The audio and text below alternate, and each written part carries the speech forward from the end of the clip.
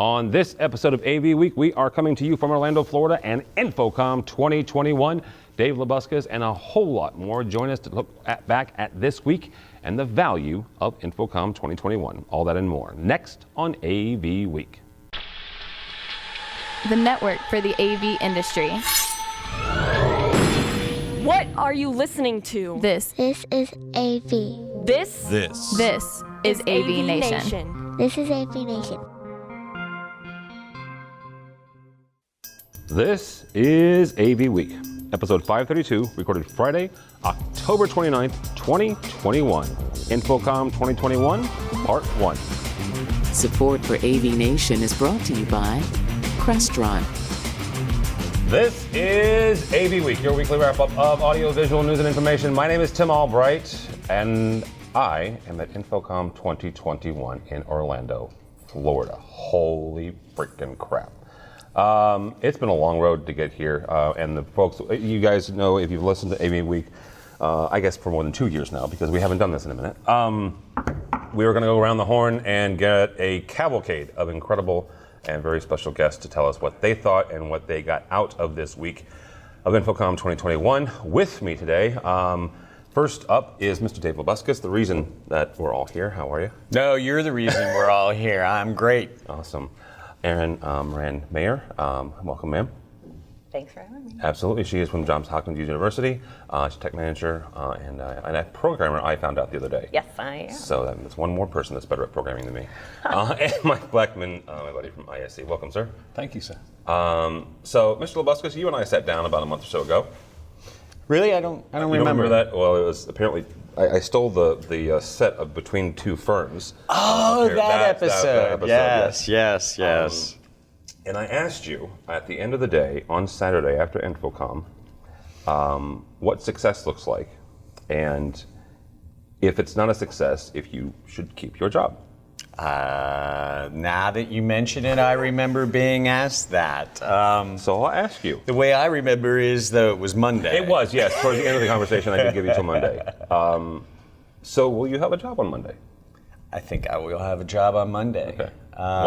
You know, I spent a week walking around a trade show floor, and that in itself is a statement that is not been able to be made in a year. But beyond that, there were an enormous amount of people here considering the circumstances and putting everything in context. And I haven't spoken to an exhibitor that wasn't excited about the depth, the level of conversations they had, the level of business that was discussed. It, by all measures of a gathering and convening of the industry, InfoComm 2021 was a success. All right. Mike, you and Dave have walked similar paths the last couple of years. You notice the grey hairs? Mine's getting almost like his. So was mine, but for different reasons. But ISC did not have their show in February in Barcelona. You had two shows, more regional shows. You look at this week, and you're here because your clients are also here, right? And I know from talking to some folks, they made decisions this week to attend ISC, to exhibit at ISC. What does that say to you about the industry and our recovery? This is an industry that's very resilient, and you see them coming back. Yes, they've been hit hard, and some parts of it more harder than others. And that's tough for anybody in any business. You know, what do you do when you had to lay people off? How do you justify going to a trade show and spending a lot of money rather than paying salaries? So what it means for us is being here is showing they recognize the value of trade shows, they recognize the necessity to do face-to-face business. And you know, what's been great for me being here is those companies, firstly those ones who've stayed as our partners, who have even more commitment now and want to do even more at the show and promote the show. But more so, we've had a lot of companies who have been unsure of where they stand. And now they're coming to us and saying, wow, InfoComm was great. We're coming to ISC because we see the value. We want to be there. Erin, I wanted to bring you on with both Mike and Dave because I have said this consistently for probably about 3 or 4 months, that I felt that this InfoComm was going to be the InfoComm of the tech manager, of the education space. You were on the board of HETMA, right? Yes, I am. You are an incredible technology manager. What was your takeaway, and do you think that this really was a higher concentration of your cohorts? Well, it absolutely was. I mean, this was the show that we needed right now, and we made it a point to have all of us come out in force, because not only because it's a great opportunity all round, and it happened to be perfect timing for our cycles for installations and whatnot. So we'll have our ideas ready to go before the fiscal year starts. So that was my one thing about it being in October. It's the perfect timing for higher ed. Yeah. But we really made it a point that we wanted to make sure that we got here and did all of the things, and it's been amazing. Joe Way, who helped found HETMA, is also on the board. He used that phrase, "We needed right now." This is the show we needed right now. Why? We needed to see each other. Like, we've been on Zoom calls and all the webinars and stuff, and we just needed to see each other in person and network and make those connections, and that's invaluable. Like, right. we can see the manufacturers. If we have reps that come to campus and stuff like that, which now luckily they're able to do a bit more. But a lot of it was really about the connections, and this year was great. Even though there was a condensed show floor, we felt less anxious and overwhelmed, and we were able to actually stop at booths that we probably wouldn't have normally, because we'd just be like, I need to get everywhere, I need to get on all the things. And so it gave us an opportunity to really see some really neat things. Yeah.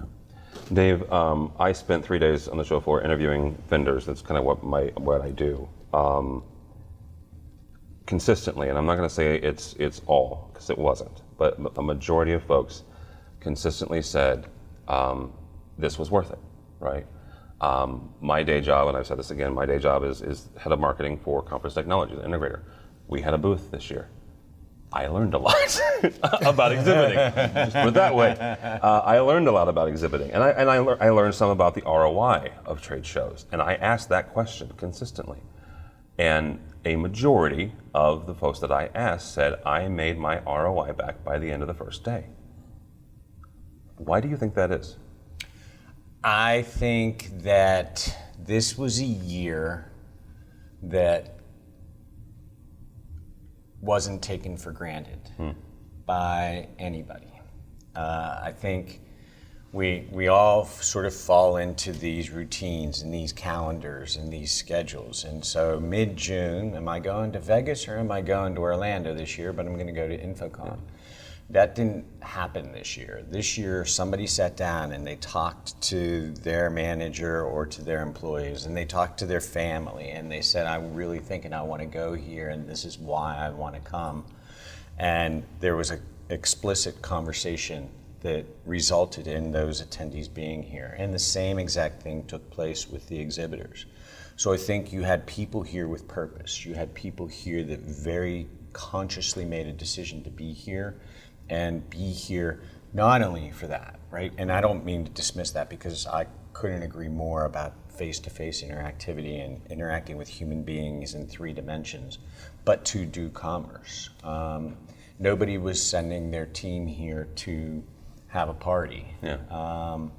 And the other piece of it is that it's a numbers game, right? So if there are less exhibitors to see, you can spend more time. I spoke to countless attendees that said that they'd spent time and discovered product and innovation and stands that they would have likely never gone to. Yeah. So that's I think why you're hearing that. Right. Mike, one of the things that I've learned over the years is the collaboration that your team has with the AVIXA team and the InfoComm team. What do you think that you and your team are going to take away from this experience, right, and this show? and how the InfoComm team kind of managed through this, but also the show that they ended up putting on. I mean, firstly, the collaboration and talking doesn't happen just here. It happens the whole year. Yeah. Myself and Rochelle, we speak every 2 weeks, and even in between. But we have a jour fixe every 2 weeks, and we exchange, what's going on. We've got the same customer base, what we're learning, where the issues are, how they've solved it, how we solve it, what are the good ideas. So we gain a lot, and I can tell you there are exhibitors that we have rescued for the show as a result of that collaboration on both sides. See, Dave? But the other part of it is more on the marketing, on how we get the right customers to the show, and all that experience. We're trade show people. We know how to do a show. We're not experts in the AV industry. We like to think we are, but Dave, we're owned by Avixa and Cedia, but having that team who are every day talking to customers, actually creating programs, they are bringing all that to us to actually help us attract the right people. You're going to see one of the biggest challenges we have with ISE is that we've grown as being a channel event. We've been very, very successful. But our customers, the exhibitors, have come to us and say, we need to speak to the end users, the corporate end users. Yep. And here are the people we want to find. And we go back to the Avixa team and say, okay, help us. What do we need to do to attract someone who's looking for smart office, smart work locations? Application solutions. What do we do if we want to get people out of the live events industry? They have all the work, all the research, all the figures that we need to go to our customers and our attendees to give them the information that says, yeah, I want to be there. All right, Aaron, before we let you go though, HETMA and Avixa just announced a scholarship, so why don't you tell us about that? Absolutely. We are super excited to have this partnership with Avixa to offer up 10 scholarships to diverse, underserved members who don't get the resources to be able to take their CTS and whatnot. So this scholarship is going to allow them they're going to get a membership that allows them to take any of the education to prep for the CTS, so we can set them up for success. And then HETMA is then going to offer to take them to InfoComm. All right, very good. How does somebody find out more or apply for it? Our applications are going to be starting in December, but they can find out more information about that at hetma.org. Mr. Velasquez, thank you, sir. Thank you, sir. I hope that you're right about having a job on Monday. Thank you. That's the. If you're still there, how do they get a hold of you or Avixa? You can email me at dlabuscus@avixa.org. You can call me. Phone number is 703-277-6748. And Avixa's at avixa.org. All right, very good. Mr. Blackman, good to see you, sir. Thank you. How do people connect with you or register for ISE already? Well, firstly, go to our website, www.iseurope.org, and just click on registration. If you've got partners in the industry, give them a call to get a free code, or call me, or send me an email, mblackman@iseurope.org, or me on Twitter at ISE_Mike. Find me and I'll get you in free. All right. Aaron, how do they connect with you and also HETMA? You can find me on LinkedIn at Aaron Marmoran, and also on Twitter, Smearin_off_ice, my roller derby name. Which is also what makes her a badass. Yes. And for HETMA, hetma.org, HETMA.org. Perfect. All right. All right, next up we have some really great folks. Tammy Fukuha is next to me. How are you? I'm doing very well, thanks. Awesome. Dan Farisi is next to her. Doing great. And Shaz Porter from FSR. Welcome, sir. Thank you, sir. Glad to be here. Awesome. I did not mention this beforehand. Josh, go ahead and hit the wide shot. Oops. Behind us is Matt Scott because he's in Canada and he can't be here. And if you go online and look for at Matt D. Scott, he went everywhere this week. So I wanted to mention that really quickly. Before we do that, and before we get into what everybody else has garnered from this week, Mr. Parisi has an announcement. I do. So to the dismay of many, Sound and Communications closed in September. It discontinued publication. And thanks to a lot of love and support from the AV Tweeps community, I'm here. I had an amazing amount of conversations and people who wanted to reach out to me and support me and give me opportunities. So starting next month, I will be the new editor-in-chief of Commercial Integrator. Holy cow, good for you, dude. Congratulations. And I'm looking forward to working with the team and Jason and Ray, and it's going to be fantastic. Good for you. Excellent. And I'm a little pissed because I was one of those people that was trying to hire him. All right. Tammy, you recently you switched jobs right before you came here. You're now working for A10. You were working for Steve Greenblatt in Control Concepts, and if you're a salesperson and need a job, call Steve. For sure. He'll be on Great next. Team. You're coming here as a manufacturer then suddenly. Yes. What was your takeaway from this week? What was the, I'm not gonna say ROI because you weren't involved in that, but what was your takeaway? Well, it was a little bit of a whirlwind week because I, like you said, ended one job, started this one. So I mostly just did a lot of intel, being that I was not officially going to be coming with A10. Now I'm here. I just spent a lot of time walking the floor and a lot of time with the VIXO Women's Council. So I just really took in the show as an observer more than anything. Okay. So what did you observe? Well, it's not the show that we're used to, but I still felt it was even better because it was more intimate. I was able to have a lot of intimate conversations with people. The aisles weren't clogged up with people, so it just felt very relaxed, which was a nice term because usually it's very chaotic. So. Yeah, it is. Dan, you had probably your easiest InfoComm, previous or in the future now that you're with Commercial Integrator. So what was your week like? Dan and I did a Hidden Gems panel earlier today, actually, on Friday, where we looked at some of the unique 10x10s, the smaller or unique applications. So what was your week like, and what are you taking away from this year? So it was the first time I've been to InfoComm ever, and I've been coming since 2005 every single year, where I didn't have a schedule where I needed to be at a different booth every half hour, every day. I used to bring a 4-page printed schedule with me. You and me both. So I was actually able to go to some of the council sessions. I was at the Diversity Council session yesterday. That was fascinating. And just an opportunity to really connect with people on a one-to-one level. I agree with you about the intimacy and really kind of relationship building. I feel like I've built out and continued to nurture more relationships than I ever have had before as a result of this. And I think the same goes for the vendors and the people here. They've had great conversations, whether with their dealer partners, end users, potential clients. I think this is going to be a show where for those who invested and those who chose to be here, they will realize the benefits of having had those 20, 30-minute conversations with people who may work with them for the next 5, 10, 15 years. All right. Chaz, you were one of the people that chose to invest, and you were in the booth the entire time. So what's your takeaway? What did you see this week? Tim, let me start with last Thursday when I arrived and came in the back door to an empty cavern of a show and gasped for air because I thought, oh my goodness, what have I done? But I will tell you, as a manufacturer, we have been busy since the opening of the show Wednesday at 9 o'clock. Okay. And I will also say as a manufacturer that it has been a wrestling match, if you will, as to what our booth was going to be like. At one point, I basically said to everybody, this is what we're doing. 4 displays on the corner, a couple of couches, we're done.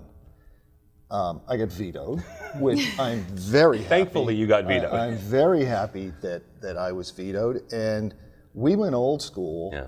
We set up tables and threw equipment on the table, and it was the best thing we ever did. Wow. We've had probably more engagement. Obviously the numbers are down, we all know that. Yeah. But the engagement that we had with customers was so much higher because of some of the comments you made, that people had the time to spend with you. And we had a Fortune 500 customer come walking by and kind of did the look and saw what we have, and we're putting a quote together for Monday morning, which will probably pay for the show. So It was, big thumbs up from FSR on the show. All right. Tammy, when we look at this, right, and we look at this, this has certainly been worth it, right? We got more time as the show and as the industry, as the community, as the world gets back to normal. There is going to be a tendency to pull towards that, we're gonna shoot for a bigger show, we're gonna shoot for more people. Great, awesome, groovy. But we all only have so much time. So how do we keep that intimacy moving forward? I think just let it happen organically. As far as there are still going to be people that are going to feel uncomfortable coming to a live show with a lot of people. I think they did a good job this time of making it both virtual and in person. And I think that does still keep that intimacy because, some people are at home, some people are here. But you're right, eventually it's going to grow back to its original big the way it is. Yeah. I don't know. I mean, if it's bigger, it doesn't mean it's better, but everybody wants to be in the game. Yeah. So it's a good question on how would you keep that intimacy and still draw people and still have these amazing conversations without making it feel like you're being overwhelmed and have to be on every side of the floor at once. That's a very good question. Yeah. I don't know that any of us have the answer. Just to be frank, it was just something that popped in my head because as we're having this conversation, it's like, okay, I get that, right? Well, we've had longer conversations this week. How do we keep that, right? And I don't know the answer to it, right? Mm-hmm. Dan, when you look ahead, we just had Mike Blackman on.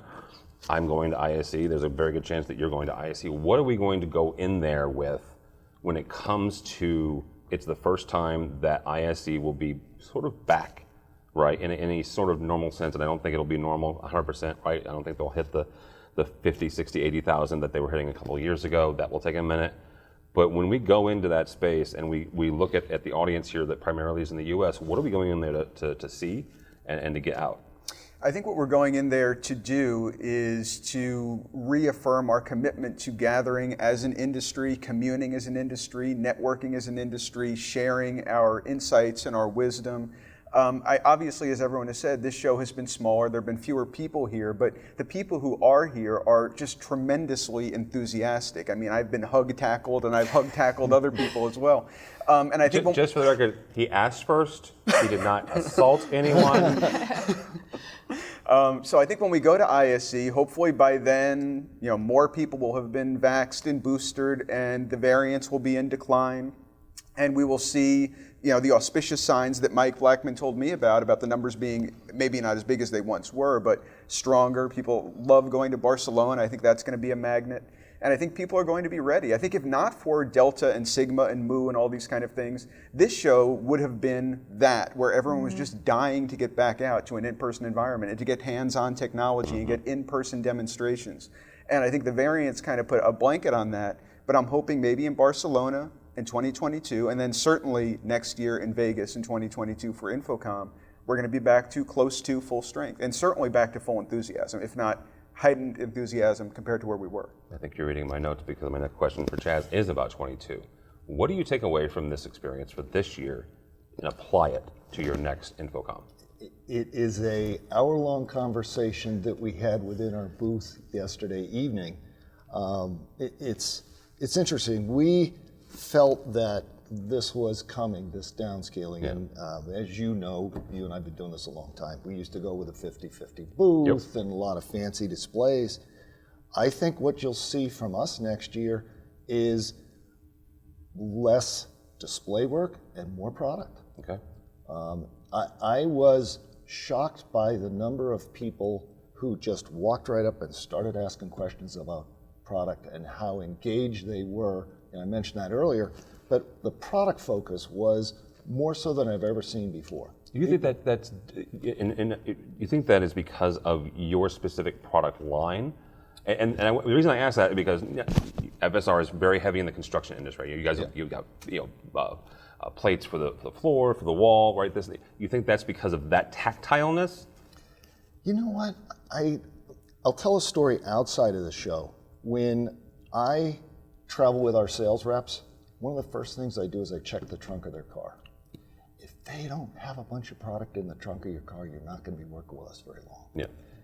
I feel our industry is old school. We want to touch, we want to feel, and this whole COVID thing has affected that side of our business very drastically. Yeah. And I saw it firsthand the last few days, and it just struck a chord with me, and that's how we're going to push forward. We're still going to be stuck with Zoom and Teams meetings for a while, but we're going to work as hard as we can to get product in front of our customers. All right, very good. Tammy Fuqua, now from A10. How do people connect with you? I'd give you my A10 email address, but I don't know it yet. But you can reach me on LinkedIn and a very original Twitter handle, which is Tammy Fuqua 3. Don't forget the 3. And that's, are there 3 Tammy Fuquas? I think I tried. Last time we tried looking for that, but right. yeah, I couldn't find any other Tammy Fuquas. But all right. Very good. Mr. Farisi, how do people find you and/or commercial integrator, sir? So they can find me on Twitter at Dan Farisi Edit. I would say that I'm there. I may be unavoidable there. I've been trying to double and triple up my social media presence. And on commercialintegrator.com starting mid-month next month. Congratulations again, Thank sir. you. Very happy for you. Chaz, buddy, how do people connect with you or FSR? They put a very complicated email address. I'm chaz@fsrinc.com, or you can reach me at LinkedIn. And looking forward to hearing from everybody and their feedback from the show.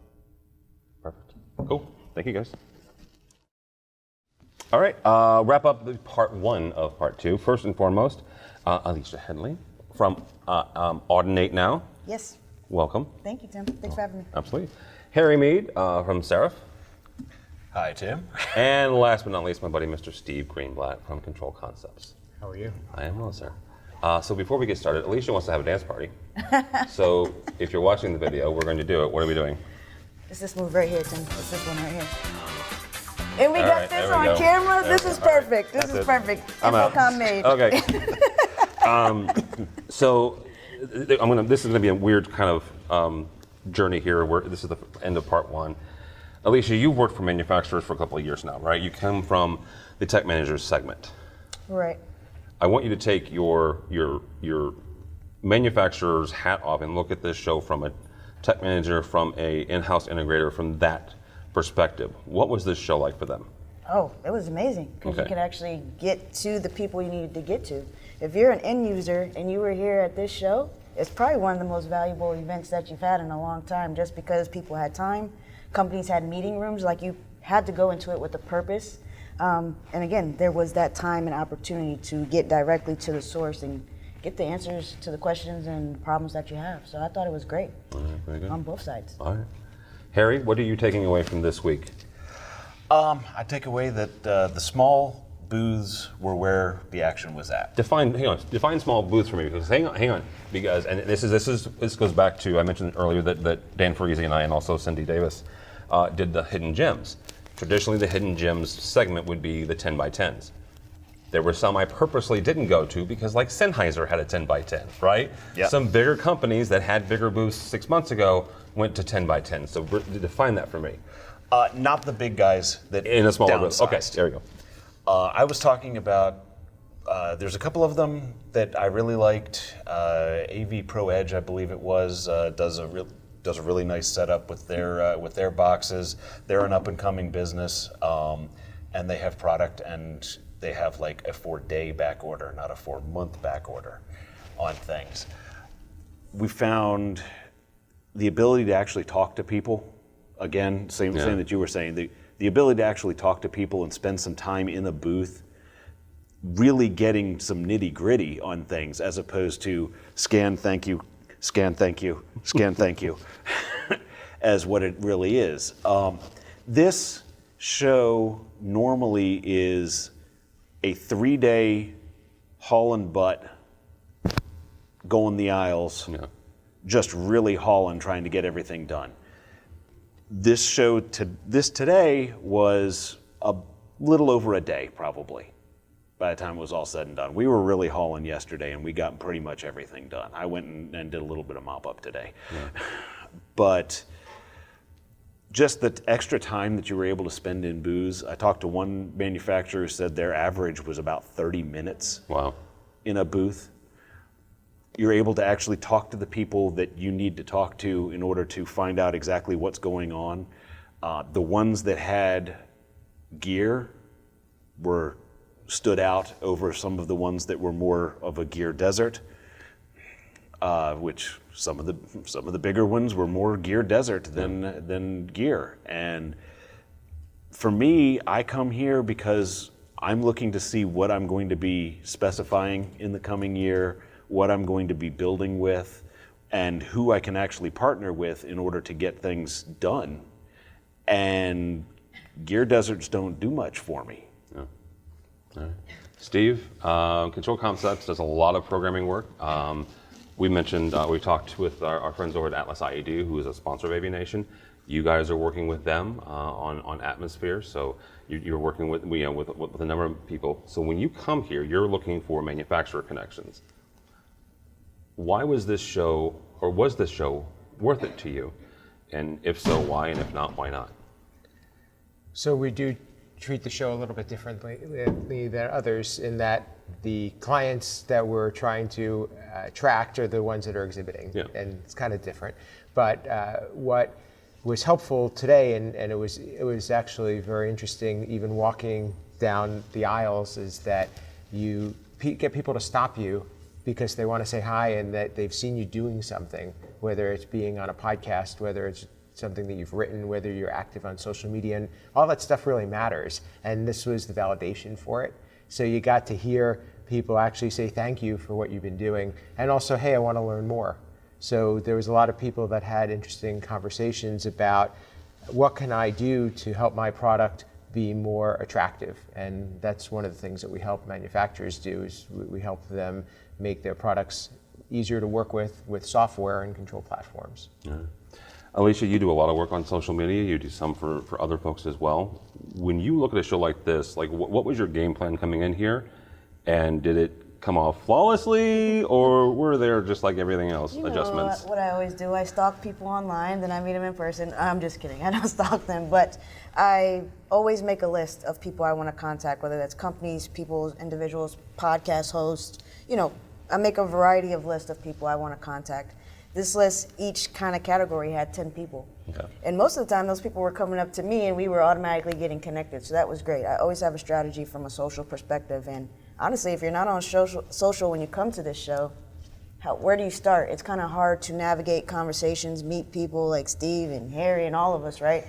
Starting on social and not being accustomed to InfoComm, it's a great segue into meeting people, especially if this was your first InfoComm. I met a lot of people and this was their first InfoComm. Yeah, I did too. And I was like, wow, I'm not a newbie anymore. Well, and it was interesting is in that conversation, I found myself inherently going, this is not normal, right? It is smaller. Right. It's a good one to start with, right? It's a good first step. Definitely a great first step. Yeah, we all knew it wasn't going to be what we're used to, thousands of foot traffic. Yeah. But this was the show to kind of do your first dib in, because it was easier to find people like us on the show floor and get very well connected. And even the companies, right? The companies that were here and showcasing their presence, that was important because that's why people came. Yeah, absolutely. I was just saying, we actually brought a brand new salesperson to this show because it was smaller. Yeah. To be able to give him a better idea of what all we're looking at and how we qualify different companies and things like that. So this show was perfect for that. Yeah, it wasn't an overhaul of just a ton of information or just meet this person. It was a drink from the garden hose, not the fire hose. Yeah, exactly. That's a great way to put it. Good night. I've got 2 or 3 good lines in this. All right, Steve, I'm going to kind of end with you on this. You taught 2 classes this week. 3 classes this week. That's right, you had, okay, yeah. What is the value to you personally, professionally, to Control Concepts, but also to the industry for you to volunteer your time, because you don't get paid for it, right? Volunteer your time to teach classes, and what's the value for AVIXA even having classes? So in short, being a subject matter expert is, incredibly valuable, especially when you're trying to attract a following and you're trying to build an organization that it not only helps you have clients, but also partners and also people that want to come work for you. So all of those things help you to spread your outreach. But it's also about giving back.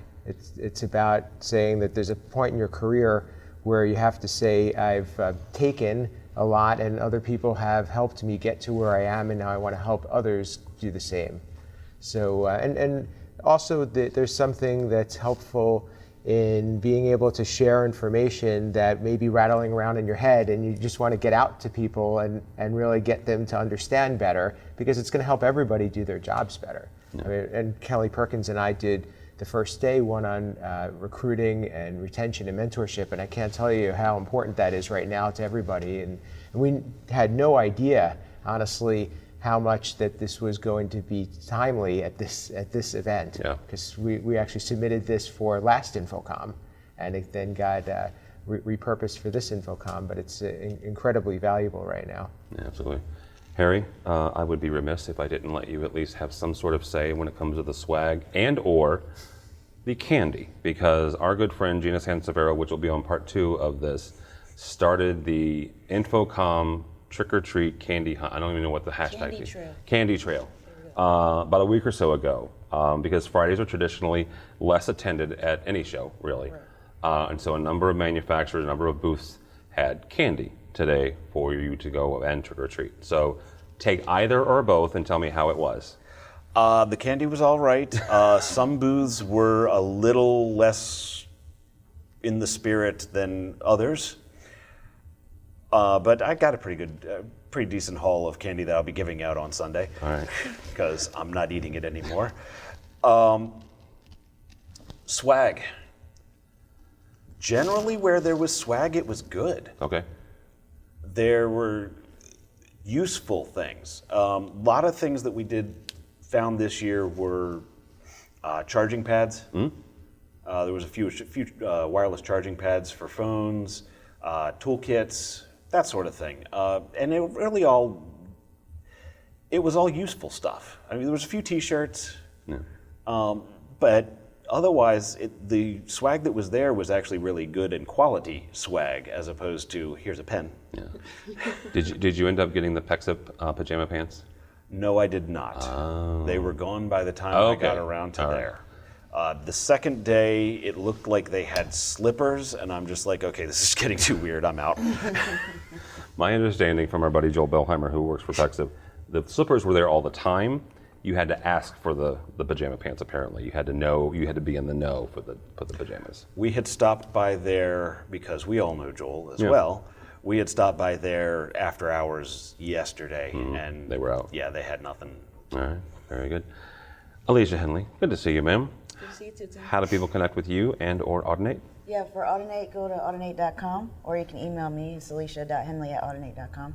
And of course, on all the socials, at The Smooth Factor and thesmoothfactor.com. All right, rise and grind. That's right. Harry? Twitter is @AVGrump. There's a reason for that? Follow me and find out. And my company website is seraphav, seraphav.com, and be happy to have you come by. All right, very good. Mr. Greenblatt, how do people connect with you, Control Concepts, or how do they listen to one of your 10,000 podcasts that you do? Goals, yeah. So to reach me personally at Steve Greenblatt on social and LinkedIn and Twitter, where I hang out probably the most, and the company Control Concepts at controlconcepts.net and at AVNation.tv for a state of control. And I have to say a shout out to my partner Rich Fragosa, who we'd love to have seen this week, but we'll connect with him soon. And I just want to say one closing thing is that it's just so great to be a part of this, and this is really what this industry just has embraced us, and for us to embrace it back, I think is a big thing. You forgot the other podcast. And I have another one called Ask the Programmer with James King. All right. And where do we see that? It's at YouTube as well as any podcast player. All right. Very good. Thank you, sir. For us, for AVNation, or for me, don't go by the website, or don't follow me on Twitter. It's been a long week, folks, okay? Don't follow me on Twitter, but go by the website. If you would, please, avnation.tv. That's avnation.tv. You'll find this program, Steve's program, A State of Control, and a whole lot more. Also, check out our sponsors, folks who help us come to InfoComm. and others. And shout out to my day job, CTI Conference Technologies, because Josh, go ahead and go to the wide shot here. They made this broadcast desk right here, like from scratch, like wood. It's freaking awesome. All right, so you can check them out at actually at cti.com. So, but go by the website avnation.tv. That's avnation.tv. Next week, you will get part 2 of this, because when I would have recorded the next week's AV Week, Mr. Chris Netto and I will be hosting the AV Awards, at least the live stream broadcast on that, on November 5th. You can check that out actually at Midwich, at AVNation, and on AV Interactive, which is AV Magazine's website. So check that out as well. So all that and more at avnation.tv. That's avnation.tv. Thanks so much for listening. Thank you so much for watching. That's all the time we have for AV Week.